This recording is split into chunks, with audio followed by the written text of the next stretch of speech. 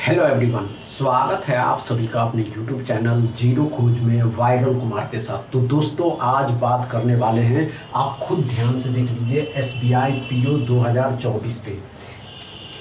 आप लोग SBI PO की ख्वाब देखते हैं, जो एसबीआई पीओ के आने का इंतज़ार, नोटिफिकेशन के आने का इंतज़ार कर रहे हैं। ध्यान से कुछ सुनिए दोस्तों, हम क्या कह रहे हैं।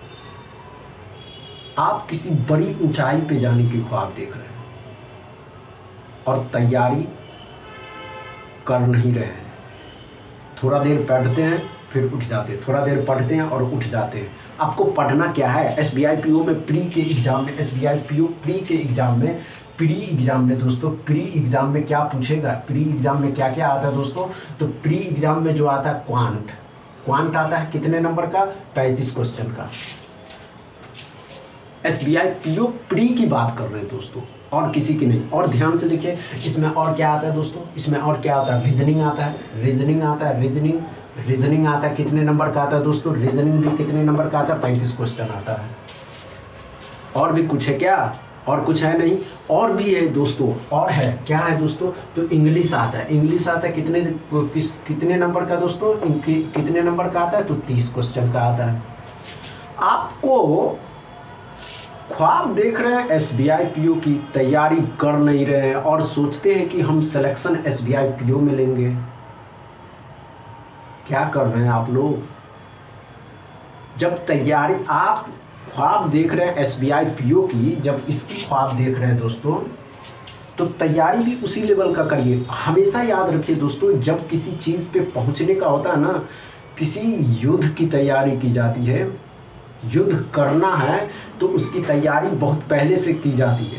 किसी को जाना होता है किसी के लाइफ से, तो वो बहुत पहले प्लान बना चुका होता है या चुकी होती है। समझ रहे ना हम क्या कर रहे हैं दोस्तों?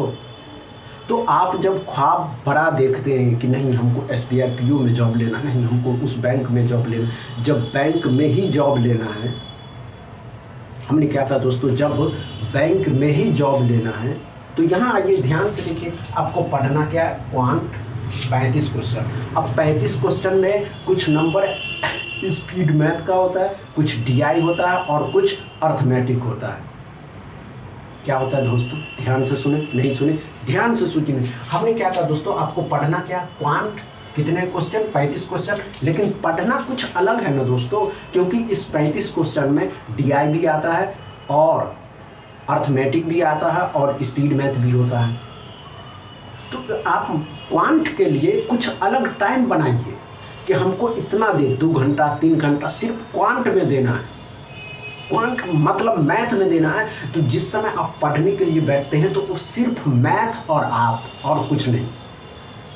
दूसरी बात, दूसरा क्या है दोस्तों? रीजनिंग। अब रीजनिंग में क्या होता है दोस्तों कि 35 क्वेश्चन, रीजनिंग में 35 क्वेश्चन, इसमें भी तो 35 क्वेश्चन होता है। इसमें भी कुछ अलग क्वेश्चन होता है दोस्तों। पजल होता है, सिटिंग अरेंजमेंट होता है, और ये जो क्वेश्चन होता है दोस्तों, रीजनिंग का अलग टाइम बनाइए। जब रीजनिंग का अलग टाइम बनाइएगा तो मैथ की तैयारी आप अलग तो कर ही रहे हैं, रीजनिंग की अलग करना होगा। और कुछ बातें ये दोस्तों कि इंग्लिश अच्छे से समझ लीजिए कि इंग्लिश की जो क्वेश्चन होते हैं 30, इंग्लिश में क्या करना होगा? तो इंग्लिश में तो बहुत सारा चीज़ आ जाता है दोस्तों, क्वेश्चन भी आता है, ये भी आता है। इंग्लिश में आपको करना क्या है? कोई चीज़ रीडिंग करना। रीडिंग क्या करना दोस्तों? तो आप या तो पेपर आपके पास इंग्लिश का, तो पेपर पढ़ सकते हैं, लेकिन अफोर्डेबल नहीं होता। हर एक स्टूडेंट इसके अफोर्डेबल नहीं होता दोस्तों। आप ही नहीं, हम भी दोस्तों बात कर रहे हैं।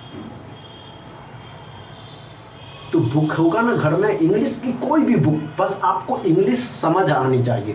इंग्लिश इसलिए कहा जाता है पढ़ने के लिए दोस्तों कि किस वर्ड से पहले और किस वर्ड के बाद, या एक सेंटेंस पढ़ने के बाद इस बीच में क्या आने वाला है। हमेशा याद रखिए दोस्तों, जब भी एग्ज़ाम हुआ है, अच्छे से ध्यान से सुनिएगा दोस्तों। हम क्या कहते हैं कि जब आप ख्वाब बड़े देखें तो तैयारी भी उसी लेवल की होनी चाहिए। जब आप एसबीआई पीओ में ही जाना है तो कुछ चीज़ें त्यागना पड़े तो त्याग देंगे, इसमें क्या है, छूट थोड़े जाएगा। जॉब होने के बाद आपको अगर दोस्तों SBI PO में आपका सिलेक्शन हो गया तो नए दोस्त बन जाएंगे, पुराने लौट कर आ जाएंगे। जब नौकरी मिलती है ना दोस्तों तो नए दोस्त बन जाते हैं, पुराने दोस्त लौट कर आ जाते हैं, सभी रिश्तेदार बनने लगते हैं। बस आपका काम इस लेवल की होनी चाहिए कि जब भी आप एग्ज़ाम में बैठ रहे होते हैं तो सिर्फ आप और आपका काम ही बोलना चाहिए।